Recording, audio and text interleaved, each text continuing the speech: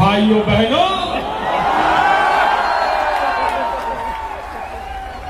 मेरे देश के युवा, भारत का भविष्य, मेरे भारत मां के लाल, इस प्रकार से जंतर मंतर पर प्रोटेस्ट करते देखता हूं तो मुझे पीड़ा होती है।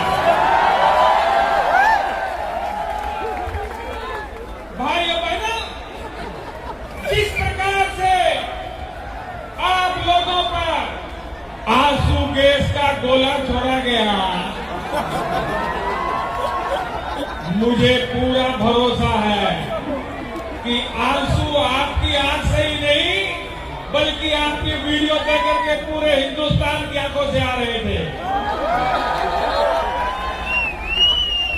भाइयों बहनों, मैं अगर सत्ता में होता, मैं सत्ता में रहा हूं, मुझे पता है कैसे क्या होता है।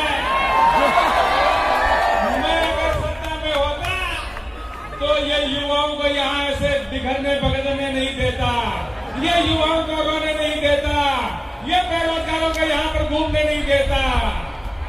और इसलिए जब मेरी सरकार बनेगी और अब बन गई है, बनी हुई है, अब बनी हुई में मोदी जी मेरे सपने में आ जाते हैं। रात को ही मोदी जी सपने में आ गए। जहाँ खड़े थे वहीं हैं। मैंने पूछ लिया, मैंने कहा मोदी जी ये पेपर लीक हो रहा है, ये सब कुछ हो रहा है, ये क्या हो रहा है? जहाँ खड़े और थे आपने वहीं कहा था शुरुआत में 15 लाख का, तो मोदी जी बोले भाइयों बहनों, मैंने कहा था जब मैं पीएम बनूंगा तो सबके खाते में 15-15 लाख रुपए आएंगे। और अब मुझे जरा बताइए, अगर एक आध पेपर लीक होने से अगर किसी के खाते में 15-15 लाख रुपए आते हैं तो इसमें घाटा है क्या?